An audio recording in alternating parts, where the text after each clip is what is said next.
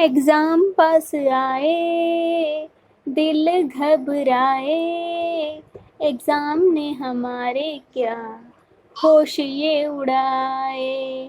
अब तो मेरा दिल जागे न सोता है, क्या करूँ हाय यही हाल होता है, क्या करूँ हाय यही हाल होता है।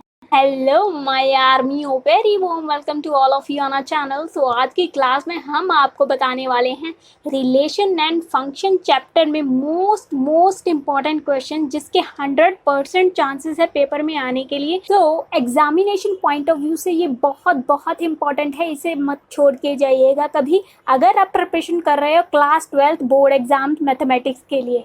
चलिए शुरू करते हैं। तो फर्स्टली तो आपको पता होना चाहिए कि रिलेशन एंड फंक्शन होता क्या है। एक रिलेशन होता क्या है, फंक्शन क्या होता है, reflexive, symmetric and transitive relations होते कौन से हैं, और एक फंक्शन वन वन कब कहलाता है, ऑन टू कब कहलाता है। तो ये सब आपको पता होना चाहिए। अब पता है तो बहुत अच्छी बात है, अगर नहीं जानते हो तो डिस्क्रिप्शन बॉक्स में इसका लिंक दे रखा है वीडियोज़ का, सबसे पहले आप वो देख लीजिए, तभी आपको आज का लेक्चर समझ में आएगा। तो चलिए शुरू करते हैं। तो एक्सरसाइज 1A का 21 का बी पार्ट है हमारे पास। Let n be the set of natural numbers and r be the relation in n cross n defined as, अभी n क्रॉस n क्या है, natural number, a, b related to c, d if AD is equal to BC for all a, b, c, d belongs to n cross n। हमें बताना है कि relation जो है वो क्या है, इक्विवेलेंस रिलेशन है। अभी जैसे कि हमने पीछे वीडियोस में भी डिस्कस करा था, इक्विवेलेंस रिलेशन कौन सा रिलेशन होता है, जो रिफ्लेक्सिव भी हो, सिमेट्रिक भी हो और ट्रांजिटिव भी हो। ठीक है, ये तीनों रिलेशन अगर सेटिस्फाई करता है एक रिलेशन, उसे क्या बोला जाता है फिर, इक्विवेलेंस रिलेशन। ठीक, बहुत इंपॉर्टेंट है। सो इन क्वेश्चंस पे ज़रूर प्रैक्टिस करिएगा, इक्विवेलेंस रिलेशन के क्वेश्चन पे ज़रूर प्रैक्टिस करिएगा। तो यहाँ पे हमारे पास गिवन क्या है, a, b related to c, d if AD is equal to BC, ये हमें गिवन है। ठीक है, वही उठा के इधर लिख दिया। अभी हमें क्या प्रूव करना है, इक्विवेलेंस रिलेशन। ठीक है जी, तो इसका मतलब हमें क्या प्रूव करना है, रिलेशन रिफ्लेक्सिव, सिमेट्रिक और ट्रांजिटिव। सबसे पहले रिफ्लेक्सिव प्रूव करते हैं। जैसे कि हमने प्रीवियस वीडियोस में भी डिस्कस करा था, रिफ्लेक्सिव रिलेशन कौन सा रिलेशन होता है, ए बिलोंग्स टू रिलेशन। ठीक है, सेम एलिमेंट बिलोंग करने चाहिए रिलेशन को, वो रिलेशन कौन सा होता है फिर, रिफ्लेक्सिव रिलेशन कहलाता है। ठीक है, डिटेल में आते हो तो इसका लिंक हमने डिस्क्रिप्शन बॉक्स में दे रखा है, तो फर्स्ट ऑफ ऑल आप वो देख लीजिए। अभी यहाँ पे देखिए, a, बिलोंग्स टू रिलेशन। ठीक है, या फिर हम ऐसे भी लिख सकते हैं, a, क्या है, अभी ये एलिमेंट्स है रिलेशन के अंदर। ठीक है, अभी यहाँ पे देखिए, इसको इस तरीके से भी लिखा जाता है, a रिलेटेड टू क्या, a, मतलब सेम एलिमेंट्स एक रिलेशन में होनी चाहिए। ठीक है, अभी यहाँ पे देखिए, तभी फंक्शन हमारा क्या कहलाता है, यहाँ पे रिफ्लेक्सिव रिलेशन। ठीक है, अभी यहाँ पे देखिए, a, b related to a, b if, अभी फर्स्ट ऑफ ऑल इसको ध्यान में रखिए, जो चीज़ हमें गिवन है। ठीक है, अभी ये चीज़ हमें गिवन है, a, b related to c, d if AD क्या है, अभी ये वाले एलिमेंट्स है, लास्ट वाले एलिमेंट मल्टीप्लाई हो रहे हैं यहाँ पे। इसको कॉन्सेप्ट को ध्यान से समझिए। ठीक है, चाहे यहाँ पे बदलाव करके आपको कुछ भी पूछ लिया जाए, देन आपने करना क्या है, फर्स्ट ऑफ ऑल कॉन्सेप्ट को समझिए। ठीक है, यहाँ पे देखिए, a, d, अभी यहाँ पे मल्टीप्लाई क्या हो रहा है, ये वाले एलिमेंट लास्ट वाले AD। ठीक है, वही लिखा है, AD इज इक्वल टू, यहाँ पे ये मिडल टर्म BC। ठीक है, ये मल्टीप्लाई हो रहा है, इज इक्वल टू BC। अभी वही चीज़ उठा के अप्लाई करनी है इधर। यहाँ पे देखिए, रिफ्लेक्सिव रिलेशन क्या होता है फिर, A रिलेटेड टू A, मतलब ये दोनों सेम होने चाहिए। अभी यहाँ पे देखिए, अभी A हमने किसको माना है, इसको। एक तरीके से आप सपोज करके चलिए क्वेश्चन को सॉल्व करने के लिए। यहाँ पे देखिए, ये एक तरीके से क्या है, A, इसको मान लीजिए, ये क्या है, B। ठीक है, अभी आपने क्या करना है, अभी रिफ्लेक्सिव रिलेशन की क्या कंडीशन होती है, A रिलेटेड टू A। ठीक है, अभी A क्या है, यहाँ पे A, B है। ठीक है, ये आपने मान के चल लिया। रिलेटेड टू किसे रिलेटेड करना है फिर, A, B से, यानी कि A रिलेटेड टू A। ठीक है, यही रिफ्लेक्सिव रिलेशन की कंडीशन होती है। ठीक है, वही हमने इधर कर दिया, A रिलेटेड टू A, यानी कि A हम इसको मान के चले थे। ठीक है, इफ़, अभी यहाँ पे वही चीज़ अप्लाई करनी है, क्या, लास्ट वाली टर्म मल्टीप्लाई हो रही थी, अभी इसको भी वैसे ही करना है, A बी, वही लिखा है if A B is equal to, middle वाली हुई थी ना, इधर इधर मिडल वाली हुई थी मल्टीप्लाई, इज इक्वल टू में बी सी, तो यहाँ पे भी बिल्कुल सेम करना है, is equal to B into A, is equal to B into A, ठीक है, जो कि ट्रू है। अभी ट्रू कैसे है, यहाँ पे देखिए A B is equal to B A, इसको उल्टा के भी लिख सकते हैं हम, A B is equal to, A को आगे ले आइए, बी को पीछे ले जाइए, ठीक है, तो ये दोनों left hand side is equal to right hand side, so हमारा रिलेशन क्या हो जाएगा, यहाँ से रिफ्लेक्सिव हो जाएगा, ठीक है। अभी हमने प्रूव कर दिया ये चीज़। यहाँ पे देखिए सिमेट्री की क्या कंडीशन होती है, जैसे कि हमने प्रीवियसली भी डिस्कस करा हुआ था, A related to B, A elements है रिलेशन के अंदर, ठीक है, ये भी बिलोंग करना चाहिए आर को, ठीक है, अगर ए रिलेटेड है बी के तो बी भी रिलेटेड होना चाहिए ए के, ठीक है, ये कंडीशन है सिमेट्रिक की, वही उठा के सेम इधर अप्लाई करेंगे, ठीक है।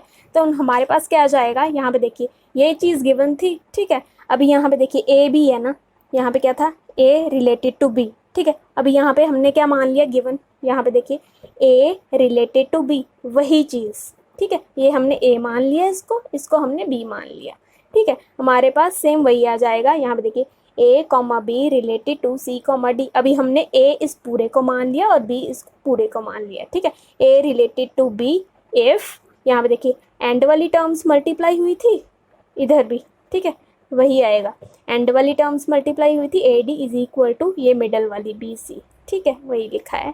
उसके बाद नेक्स्ट स्टेप में हमारे पास क्या आ जाएगा, यहाँ पे वही चीज़ बन जाएगी जो क्वेश्चन में थी, ठीक है। अभी हमने क्या करना है, यहाँ पे अगर ए रिलेटेड है बी के देन बी भी रिलेटेड होना चाहिए ए के, ये हमें बताना है, प्रूव करना है सिमेट्रिक के लिए। देन हमारे पास क्या आ जाएगा, यहाँ पे देखिए बी, यहाँ पे देखिए बी कौन सा है, यहाँ पे बी कौन सा है, ये वाला बी है। अभी हमने ये बताना है कि बी भी रिलेटेड है ए के, ठीक है, ये आगे ले जाएंगे, बस फ़र्क सिर्फ इतना है, सी कॉमा डी यानी कि बी रिलेटेड टू ये पूरा ए, ठीक है, वो कब होगा, इफ़, यहाँ पे देखिए एंड वाली टर्म्स मल्टीप्लाई कर दीजिए, C B is equal to क्या, ये बीच वाली terms D A, C B is equal to D A हो जाएगा, ठीक है। Then as we know that C B किसके इक्वल है, बी सी के इक्वल हो सकता है, बी आगे आ जाएगा, सी पीछे चला जाएगा, ठीक है, बात तो एक ही है ना इसकी।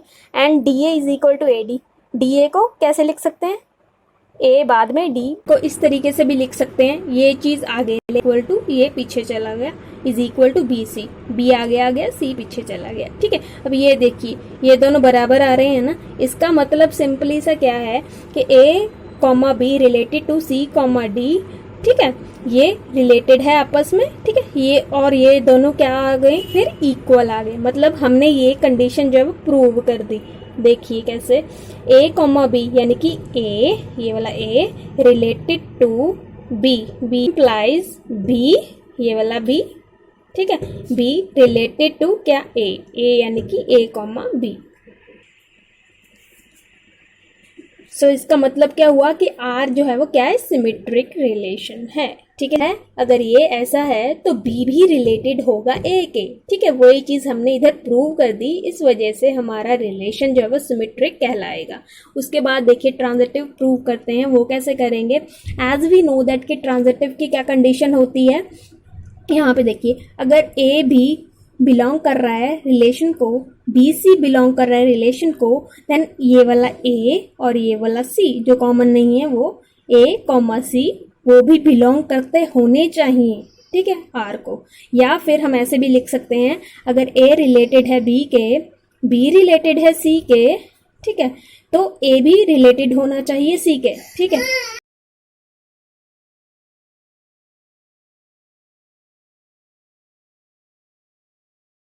अभी यहाँ पे देखिए ए क्या है, यहाँ पे ए कॉमा बी, इसको लेट कर लिया हमने खुद से, ए यहाँ पे क्या है, ए कॉमा बी, ए रिलेटेड है किससे, बी से, बी यानी कि सी कॉमा डी, ठीक है, इसको हमने बी मान लिया, इसको ए मान लिया।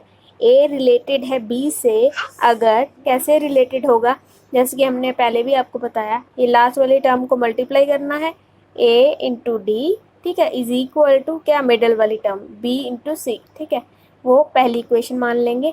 अभी अगर ये ए रिलेटेड है बी से, ट्रांजिटिव फंक्शन ये बोलता है अगर ए रिलेटेड है बी से, क्या बोलता है, अगर ए रिलेटेड है बी से बी रिलेटेड है सी से तो ए भी रिलेटेड होना चाहिए सी से, ठीक है। अब यहाँ पे देखिए, यहाँ पे ए और बी, फिर बी और सी लेंगे, ठीक है। सी कॉमा डी रिलेटेड टू, हमने अदर एलिमेंट सपोज कर लिया ई कॉमा एफ, इसमें नहीं है, हमने सपोज कर लिया ई कॉमा एफ। अब यहाँ पे क्या लगेगा, फिर यहाँ पे एंड वाली टर्म मल्टीप्लाई होंगी, C F is equal to क्या, डी ई, ठीक है, वही लिखा है। अभी इसको फर्स्ट, इसको सेकंड मान लिया, अभी दोनों को मल्टीप्लाई कर देंगे, हमारे पास क्या आ जाएगा, यहाँ पे देखिए A D into C F, वही लिखा है, is equal to B C into D E, ठीक है। अभी यहाँ पे देखिए ए एफ इधर ही रख लिया, डी सी को उधर ले गए, उधर जाके डिवाइड हो जाएगा, ठीक है। इससे हमारे पास क्या बन जाएगा, यहाँ पे देखिए A F is equal to D से डी कैंसिल, यहाँ पे सी से सी कैंसिल, हमारे पास क्या आ जाएगा, A F is equal to B E, ठीक है। तो यहाँ पे इसका मतलब क्या हो गया, अभी यहाँ पे कि ए कॉमा बी रिलेटेड है किससे, ई कॉमा एफ से निकला हमारे पास इस इधर से। अब यहाँ पे देखिए ये कैसे निकला हमारे पास, इधर से कैसे निकला, ए एफ यानी कि ये वाली term A into F is A F यहाँ पे, और मिडिल वाली टर्म्स को मल्टीप्लाई करेंगे तो हमारे पास क्या आ जाएगा, बी ई, यानी कि यही चीज़ बन गई है, ठीक है। तो ये हमारे पास क्या आ जाएगा, फिर अगर ए रिलेटेड है बी से, रिलेटेड है सी से, हमारे पास क्या निकल के आ जाएगा, फिर ए भी रिलेटेड होना चाहिए किससे, सी से। तो हमारे पास देखिए क्या आता है, ए रिलेटेड होना चाहिए सी से, आ रहा है ना भाई, ए रिलेटेड होना चाहिए किससे, सी से, यानी कि ई कॉमा एफ से। इसको भी हमने प्रूव कर दिया कि ये कौन सा है, ट्रांजिटिव भी है, ठीक है। तो ये रिलेशन जो है वो आर क्या है, रिफ्लेक्सिव भी है, सिमेट्रिक भी है और ट्रांजिटिव भी है, ये हमने प्रूव कर दिया। So R is an equivalence relation, ये भी हमने अभी प्रूव कर दिया। सो यही लगी हो तो प्लीज़ लाइक एंड शेयर ज़रूर करिएगा, और साथ ही साथ चैनल को सब्सक्राइब करना मत भूलिएगा। Thank you so much.